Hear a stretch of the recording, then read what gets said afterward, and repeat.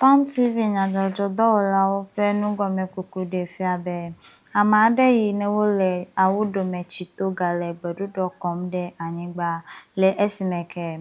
Ho hetodo penu to ana Tsito to bedu gaguga eve.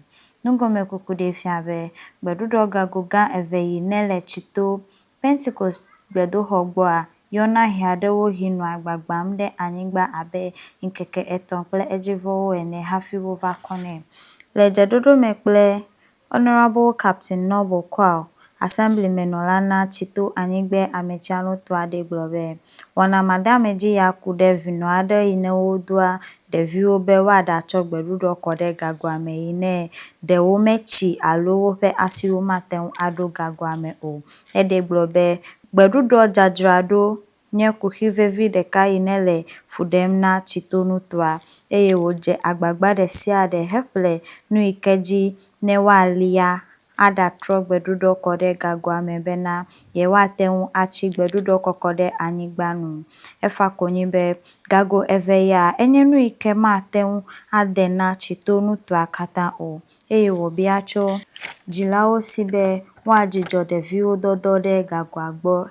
Vevito ne womechikra o ne wawunto akpo wana maugbo ebia chojo ajagbo vevito la mesenya ojikpo hiabe wada holonunu to ahena gbedudo jadrado de monyu itoji magbele be bola gago ma hele Anygbe mele fimiela enye na ne ike mi kpo be mele de na duko ela be jaje nyenye nyawola kafra ne cholera hejo fefula la o mele gbogolo be Anygbe to wege ebi mi agbole jajere ta imale jigbeto alo jigbeto gbole kokwere ta imale jigbeto awale Anygbe to de o e wo hele e komele studio le fi bete kurachala ati ove ala benuka efele nanu edunanu ta ne cholera he break out fefula la ale mi opete ta jaje nyenye nyawola e kamia duko fete gagwo fe nya he bia bedon kweji be e kem no ye be first time mela medoji si be gagwo ho ko venamila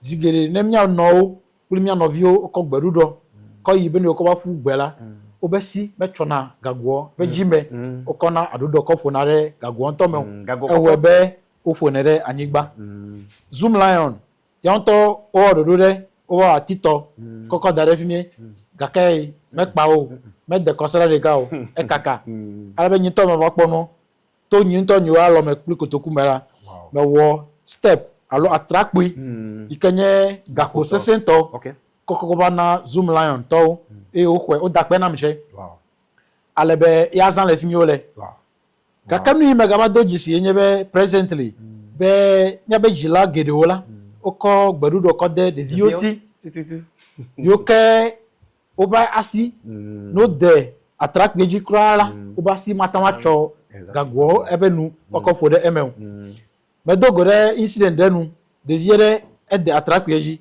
e ko agbe be akofode gberudo ko fode gago ganto mela agbe keme eba du do helela agbe kata egere gago ganto me alebe etekpela afifa ta efode ba inare agbele imede kuku nebo e wa pere mi anovion afi ovade kokone ta enye na na ike mi dojisi be e mi je public education che gome koko be jilao no watasi de vio dodore tefie ela be fifla na yela olita environment tefete oko gberudo ko fode Anygbe le gago ganto gbo ikeme demi ajiu amero to nyebe Zoom Lion de oko amiode edome yo le doa o le fehenawe yata de oche yoko gberudo ni oko fode Anygbe la be oche yo alu etofimi akoko fode eme ajira fimiro akemi pebe ekime fetela enye manya ta public education elebe mi intensify ya gba de nu menemi anoviwe be waseme be ya oche amegbeto onye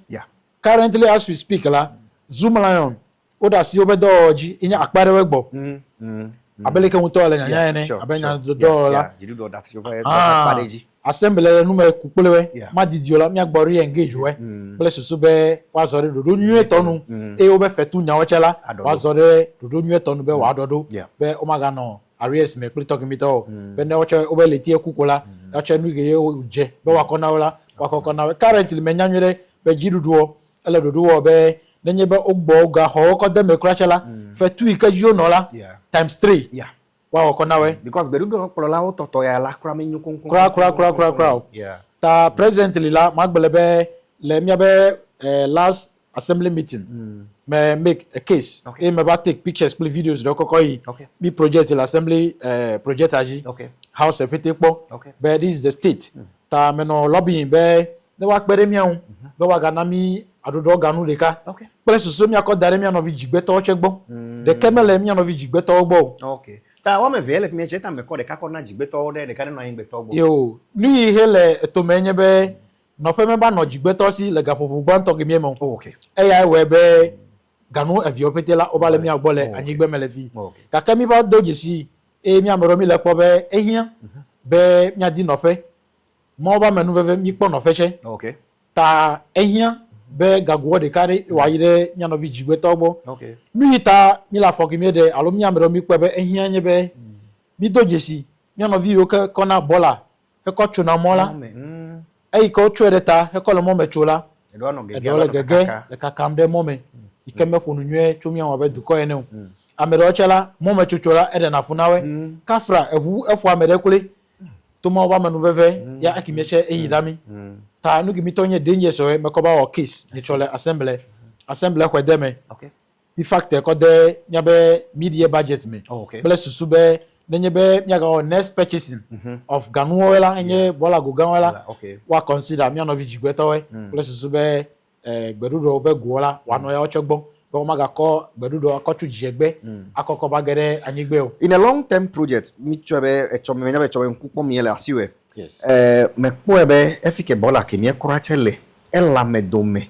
Na mi abuta me cho etotro ne do gen fifie. Mi ato antro bola akonzu nububu.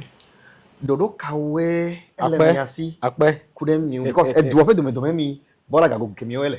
akpe brakafi begbele na be kala tv de va be ni otuduo Okay. e ata matogbele na we categorically fifula be I fell on a NGO Okay. Footprint of Glory Okay. NGO alebe dotato onwala gbale Okay. biko kona assembly be no wakpere mian be mianye partners we Oh. le gbeduru onya ome bele susu be miache miako bola ganu so akoko ve Okay.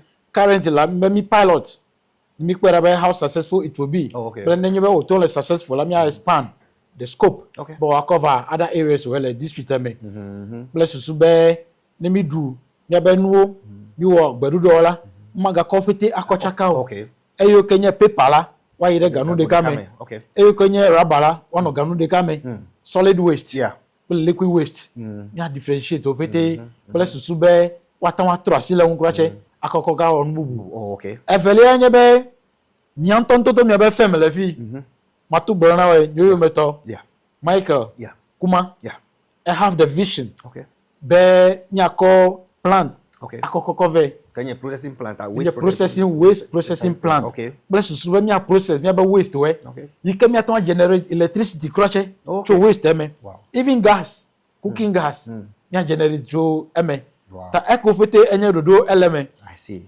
ya che magbele na be e magbale edo mi agbole assembly Wow. go Wow. e mi no energy mi la affordele ehun mi pera about the how best mi o fete avame be gbele na be elebenu se no wa je go metu Tsito first in everything we do I see. ya ba so le jimile ta never jajenyenye nya ojila enye na ke hele to me na mi vivere nto back to your question fime ela medome magbele na be mi no vi vule alo fumbe kitonye vule ya we da sele obe Anygbe willingly.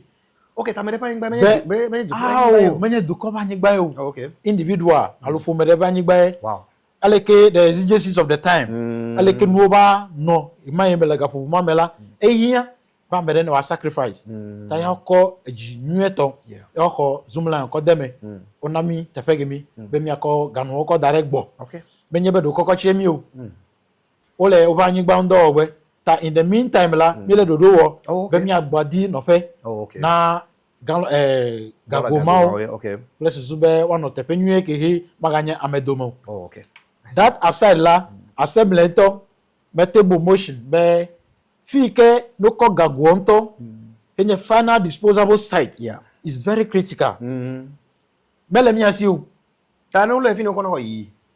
voilà ne vo ko esi gbe a o tuta sampit koko do ale be ba deposit de Anygba to che odo jaja be luka jo wala bola ko de Anygba me the back and forth bele mi aji do ta metebo motion la assembly ni cho o ko de me ale be mi le do wa be ne mo ve mi anu ma didio afifo efe awunu la mi akpo final disposable site le Tsito le fi ke hino nya ko gbedudu oko la wa koko ire tefie ke he wa ho sanitary officers o wa no tefie jira do che be ne nya fa ko la wa sorting put no vie mi to pete be no sanu asore do mi etonu ya nye afode de ke hele mi ave no kola gbedudu nya o cheme Hede blobe le madidima le yefe afodede wo heide assembly awebe assembly Anygbe dudo gago yeye Tsito jigbe to ha yi awebe wo maga chogbe dudo acho chum lori moga afi adatre fungbele Anygbe o